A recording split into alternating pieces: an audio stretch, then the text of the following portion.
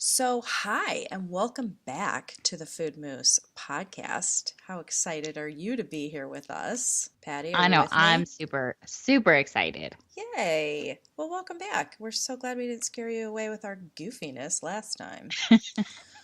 This one is maybe a little heavy, but we want to give you a little background of who we are, why we are so adamant about being real in all aspects of our life. This little story here we're going to tell you about kind of sums things up. So, way back when, a few years ago, my sister P had herself quite the scare with papillary thyroid cancer. She's fine, don't worry. So we're going to ask her.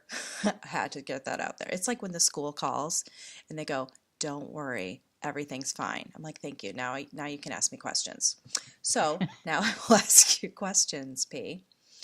Tell me a little bit about how you discovered that you had cancer. Okay. So first, a disclaimer: Heather and I are not doctors.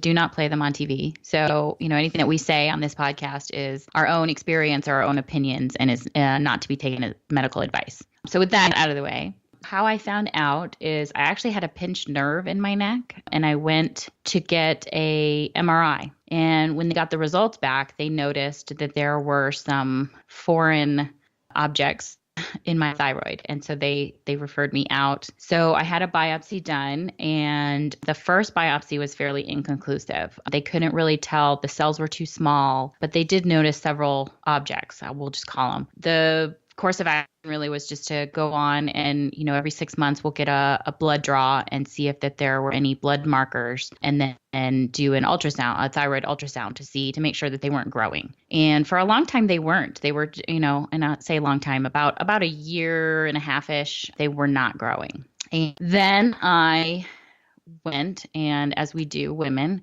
I went to a program to try and help me lose some weight. And in this program, keep track of everything, math, I'll Little say. little Little, books yeah, and things where little you books and tabulate math, how much and you each tap. food is worth. Exactly. And so carbs were not a lot of point and not a lot of, not a lot of math working on those. So I stuffed my face full of those trying to, and of course I did crazy cardio. I was like walking and like crazy walking. I don't run because running is stupid, but I walked a lot. Only if a bear is And I chasing was you. if there's a bear, I'll run, but that's about it. And I was doing a lot of gym work, and I was doing, a lot of heavy, what do you call it? Intense Lifting? heart. Yeah, no, like intense heart cardio stuff, but I was Oh, lifting like at a fast pace, and I was doing circuit training and all of that stuff.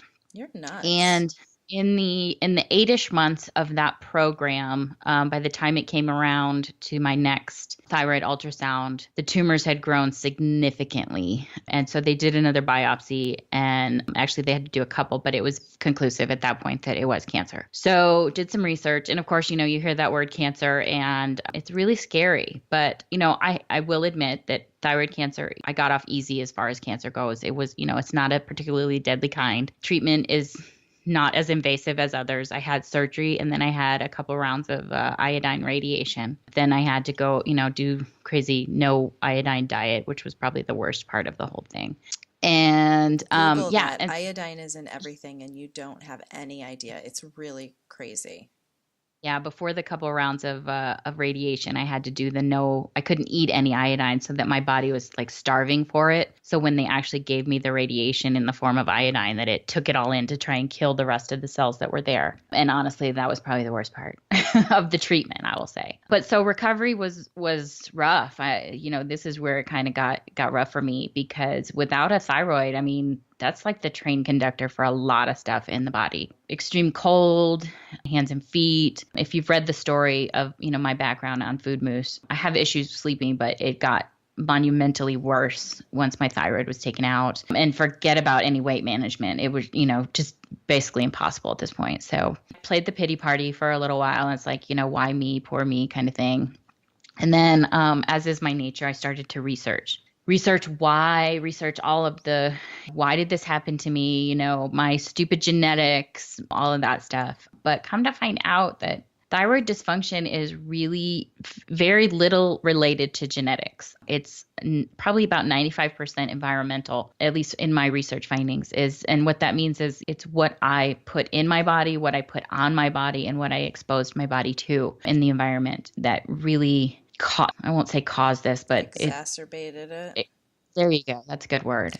So, what are you doing now since it's years later to keep yourself, obviously you're not going to get thyroid cancer because you don't have a thyroid, but how are you working to protect the rest of your body and cells? Well, a couple things. One is, I'm going to be on meds the rest of my life because I don't make T4, and that's a big hormone that you need in your body. But I found that there's two different T4s on the market. One is Synthroid, and everybody knows that. But I was having a lot of issues with Synthroid, specifically the sleep and the cold extremities. Again, doing some research, found out that there's some fillers in there, and they can't guarantee that they're gluten free. And we're going to talk about why that's important here in a minute. But so one is I take a liquid T4 called Tirosint, and I love it. The changes were like crazy noticeable after about 2.5, 3 weeks of taking it. I noticed huge in my mood and my just being able to relax a little bit, and it just was very much more even keeled. So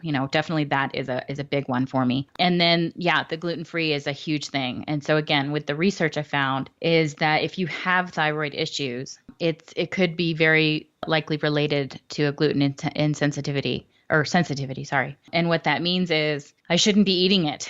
So now, to make sure that what's left of my endocrine system stays super healthy, is I don't eat gluten. I don't eat soy. I don't eat anything with wheat. That helps a lot. And I know now when I get exposed to gluten, I have some serious reactions now that, as in my past life, I would have thought, oh, whatever, didn't really notice it. But now I notice it a lot between digestive issues, manic behavior. Definitely the sleep thing gets crazy worse. Can I I break ask a out. question? Of course. What do you mean by manic behavior? That sounds freaky. Like literally within the span of a couple minutes, I will be like crazy mad to crazy crying and Really? like not know why. Yeah. From gluten. So when I've been exposed, absolutely. And yeah, it's definitely my evened out my emotions not having that in my life. Interesting. So those are big ones. But I mean, and it's not just that, it's things I've learned too, as well as what I put not just in, but on my body. And so, like parabens, phthalates, SLS, all of those things are considered endocrine disruptors. Even our FDA agrees with that, but they consider what, in your lotions and your soaps and your makeup. Oh my gosh, makeup. But they consider it, a low impact because, well, if I'm just looking at your eyeshadow or your hand soap, well, that's so micro amount. But then you add that on to your lotion and your body soap and your everything else, and you add that all up over the course of the day. And that's a pretty big load that your body is having to metabolize. And some of those things your body can't metabolize. So they just sit in your body for we don't know how long. And so that's been a big part as well, is trying to get rid of all of those things. EWG has an app called Skin Deep, and then there's another app called Think Dirty, and they're both free. They're both they research the ingredients in health and body care products, and they'll tell you, based on either fragrance is another huge, well, it's an allergy, what do you call it, instigator. But yeah, they research things. So we highly recommend those two apps before you buy anything, and they'll tell you on a scale of 1 to 10, like how not great is something for you. And Heather and I try and stick to things, 3 or under. Well, and with the app, it's really nice because you can click through it even a little bit further. So if you find a mascara or a face wash or whatever that you like, and it comes up with a higher number or even a lower number, you can click into it. It'll tell you what the ingredients are and why they rated it as they did, so that Good you as point. a Yeah. consumer can make your own decision. Is this something that I'm okay with, or is this, can I make a different choice? Because if you're standing at the store and you see 5 different choices, maybe one is better for you than another, or maybe one you're going, oh my gosh, I can never purchase that because of X, Y, and Z ingredients.